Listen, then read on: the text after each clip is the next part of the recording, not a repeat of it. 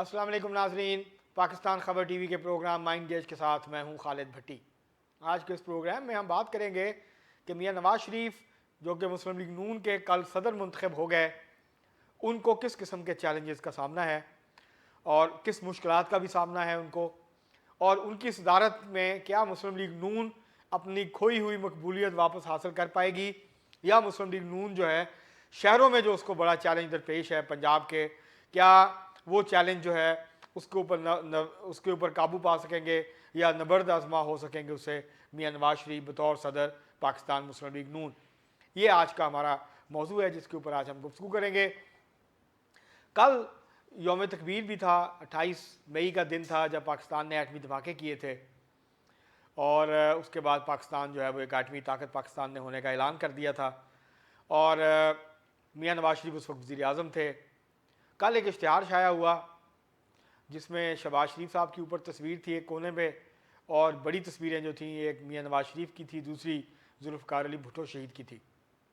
तो मुस्लिम लीग नून ने एक वाज़े मैसेज दिया कि ये वो सियासी दो वज़ीर आज़म थे, एक ने एटमी प्रोग्राम शुरू किया, दूसरे ने उसे पाया तकमील तक पहुँचाया और एटमी धमाके किए। तो बड़ा क्लियर मैसेज था। और दूसरी तरफ कल ISPR ने भी एक स्टेटमेंट जारी किया था कल के दिन की मुनासबत से, जिसमें ISPR ने उन तमाम लोगों को खराज तहसीन पेश किया जिन्होंने पाकिस्तान के एटमी प्रोग्राम के हवाले से कंट्रीब्यूट किया।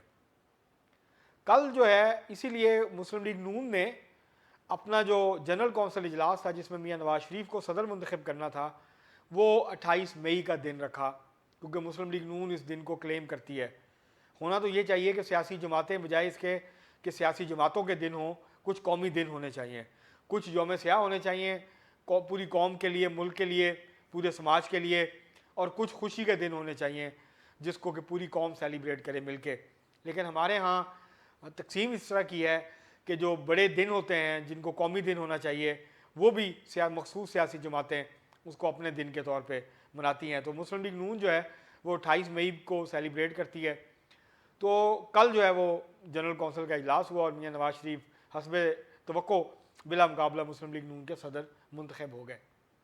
उनको तकरीबन 6 साल पहले सदारत से हटाया गया था, और उस वक्त ये ऐसा तासुर था अमूमी तौर पर कि शायद मियां नवाज शरीफ अब दोबारा कभी ना तो अमली सियासत में का रुख कर सकेंगे, कि उनको ताहयात डिस्क्वालीफाई कर दिया था सुप्रीम कोर्ट ने, और फिर सुप्रीम कोर्ट ने जो एक अमेंडमेंट की थी उस वक्त पॉलिटिकल पार्टीज़ ऑर्डर में 2002 में, उस वक्त मुस्लिम लीग नून की हुकूमत ने उसको कालादम करार दे दिया था, और मियां नवाज शरीफ को जो सदारत थी मुस्लिम लीग नून की उससे भी हटा दिया गया था।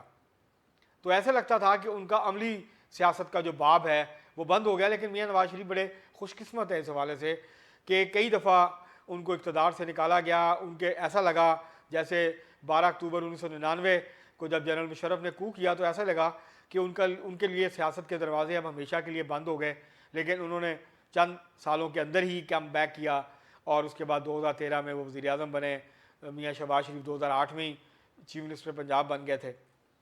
तो इस लिहाज से मियां नवाज शरीफ लकी हैं कि जब 2017 में जुलाई में उनको वज़ारत उज़्मा से निकाला गया और फिर 2018 में उनको सदारत से फारिग किया गया सुप्रीम कोर्ट ने, तो ऐसे लगा कि उनके लिए सियासत के दरवाजे हमेशा के लिए बंद कर दिए गए। लेकिन आहिस्ता आहिस्ता फिर वो उनको सज़ाएँ हुई, वो जेल में थे, तबीयत ख़राब हुई, बाहर गए, फिर वापस आए, उनकी सज़ाएँ ख़त्म हो गई, वो बरी हो गए, ताहयात नाअहली ख़त्म हो गई, उन्होंने MNA का इलेक्शन लड़ा, जीत गए, पार्लियामेंट में वापस आ गए, तो इस तरह से अमली सियासत में वापस आ गए। अब वो मुस्लिम लीग नून के कानूनी तौर पर सदर बन गए हैं दोबारा से। तो ये एक बड़ी उनका कम बैक है। वज़ीर आज़म अलबत्ता वो नहीं बन सके हैं अभी तक। उनकी ख्वाहिश थी कि वो चौथी दफ़ा वज़ीर आज़म बने, लेकिन वो चौथी दफ़ा वज़ीर आज़म नहीं बन सके। अब अगर देखा जाए तो उनके सामने 3 बड़े चैलेंजेस हैं जिनसे उनको नबर्द आज़मा होना है। अगर मुस्लिम लीग नून को पंजाब की दोबारा सबसे बड़ी जमात बनाना है, तो और ख़ास तौर पर शहरों में जिस तरह PTI ने मुकाबला किया है मुस्लिम लीग नून का, लाहौर में मुकाबला किया है, ख़ास तौर पर फैसलाबाद में जिस तरह मुस्लिम लीग नून बड़ी बुरे तरीके से हारी है, जिस तरह डिस्ट्रिक्ट सरगोदा में मुस्लिम लीग नून को शदीद धचका लगा है, गुजरांवाला की जो शहर की सीट है वो मुस्लिम लीग नून ने हारी है, ख्वाजा आसफ बमुश्किल जो है वो अपनी सीट बचा पाए हैं। तो शहरों की जो नशिस्तें थीं उनके ऊपर बहुत सख्त मुकाबले हुए हैं। कहीं मुस्लिम लीग जीती भी है तो बहुत क्लोज मार्जिन से जीती है, और अक्सर जगहों पे पाकिस्तान तहरीक इंसाफ जीती है, और पाकिस्तान तहरीक इंसाफ ने बहुत ज़्यादा टफ टाइम दिया है, मुस्लिम लीग नून को हराया भी है और टफ टाइम दिया है। तो वो जो कहा जाता था कि पंजाब के जो शहर हैं वो मुस्लिम लीग नून का गढ़ हैं, मुस्लिम लीग नून आराम से जीत सकती है, तो अब वो कैफियत बाकी नहीं रही है 2024 के फरवरी के इंतखाबात के बाद। और मुस्लिम लीग नून को तहरीक इंसाफ की शक्ल में एक बड़े सियासी चैलेंज का इस वक्त पंजाब के शहरों के अंदर सामना है। शहरों के अंदर उसकी वजह यह है कि शहरों के अंदर इंडिपेंडेंट वोटर्स की तादाद बढ़ रही है, लोग आज़ादाना तौर पर वोट दे रहे हैं। जो बरादरी का वोट था, जो ब्लॉक वोट था वो, और जो रवायती वोट बैंक होता था शख्सियात का, बरादरियों का, धड़ों का, वो कम होता जा रहा है, और पार्टियों का जो सियासी वोट बैंक है, पॉपुलर वोट बैंक है, उसमें इजाफा हो रहा है। और जो मसलन घर का एक बड़ा फैसला कर दिया करता था कि इसको वोट देना है तो सारा ख़ानदान उसको वोट देता था, वो चीज़ भी अब टूट रही है, और नौजवान अपनी मर्ज़ी से वोट दे रहे हैं, घर के अफराद जो हैं वो मुख्तलिफ सियासी जमातों को वोट दे रहे हैं, तो उसके नतीजे में काफ़ी चेंजेस आ रही हैं। तो उसका इदराक करना पड़ेगा मुस्लिम लीग नून को, बाकी जमातों को भी, मुस्लिम लीग नून को ख़ास तौर पर पंजाब में। एक तो मियाँ नवाज शरीफ साहब के सामने ये चैलेंज है कि जो मुस्लिम लीग नून जो है उसको दोबारा से किस तरह से खोया हुआ जो मकाम है, खोई हुई मकबूलियत है, उसको वापस हासिल करती है, और जो इंडिपेंडेंट वोटर्स हैं उनको किस तरह से, और नौजवानों को और इंडिपेंडेंट वोटर्स को किस तरह मुतासर करता है। दूसरा टास्क जो है वो मुस्लिम लीग नून की तंजीम है। मुस्लिम लीग नून की तंजीम इस वक्त बहुत कमज़ोर है। मुस्लिम लीग नून की तंजीम कोई बहुत ज़्यादा फ़ाल और मजबूत नहीं है, ख़ास तौर पर पंजाब से बाहर बलूचिस्तान में, सिंध में और KP में तो बहुत ही बुरी सूरत हाल है। हज़ारा जो है वो कभी मुस्लिम लीग नून का गढ़ होता था, लेकिन अब इस दफ़ा मुस्लिम लीग नून को सिर्फ एक सीट मिली है पूरा हज़ारा डिवीज़न से। मुस्लिम लीग, बाकी PTI जो है वो ले गई, जीत गई है, और एक तरह से क्लीन स्वीप किया है PTI ने।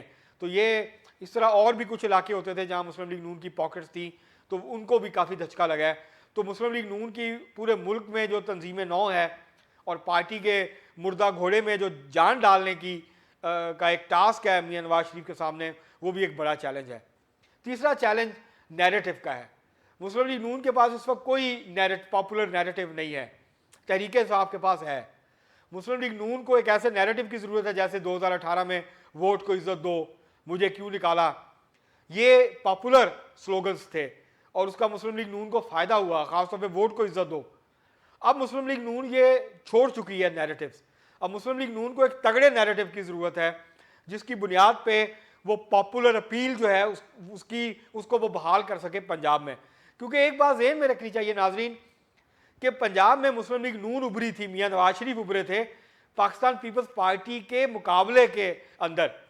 राइट विंग के पास कोई लीडरशिप नहीं थी पाकिस्तान पीपल्स पार्टी के मुकाबले में, तो मियाँ नवाज शरीफ दाएं बाजू की सियासी कुव्वतों के लीडर और नुमाइंदा के तौर पे उभरे थे।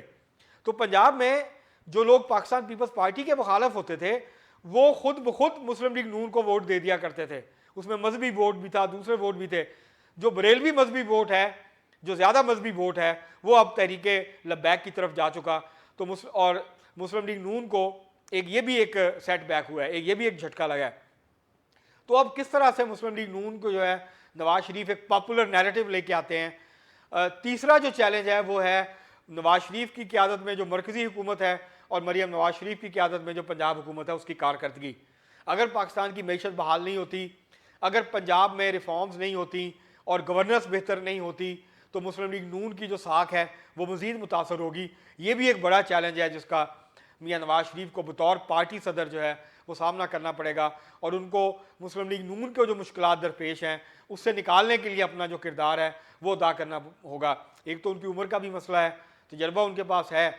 अब देखना ये होगा कि वो किस तरह से सरगर्म होते हैं और किस तरह पार्टी को टाइम देते हैं, पार्टी के लीडरों को मिलते हैं, मुख्तलिफ डिस्ट्रिक्ट के दौरे करते हैं, और वहाँ जाकर जो पार्टी की असर नौ तंजीम साजी है उसके ऊपर तवज्जो देते हैं, एक नया पॉपुलर नैरेटिव लेके आते हैं, और लोगों के अंदर सिर्फ जो माजी की वाक़यात हैं वो मुस्लिम लीग नून के लोगों के लिए तो काबिल कशिश हो सकते हैं, लेकिन जो आम लोग हैं, जो नौजवान हैं, जो इंडिपेंडेंट वोटर्स हैं, उनके लिए वो काबिल कशिश नहीं है। और इसीलिए मुस्लिम लीग नून का जो नारा था 2024 के इलेक्शन का, पाकिस्तान को नवाज दो, वो उस तरह का नारा साबित नहीं हुआ कि जिसके ऊपर लोग धड़ाधड़ उनको वोट दें। तो ये वो सारी बातें हैं जो सोचनी होंगी और जिसके ऊपर नवाज शरीफ को फोकस रखना होगा ताकि मुस्लिम लीग नून जो है वो दोबारा से पंजाब की सबसे बड़ी जमात के तौर पे उभर सके। लेकिन ये बड़े मुश्किल टास्क हैं, ये सिर्फ बातें करने से नहीं होगा, इसके लिए बहुत ज़्यादा काम जो है वो नवाज शरीफ साहब को और उनकी टीम को करना पड़ेगा। आज के लिए इतना ही, बहुत शुक्रिया।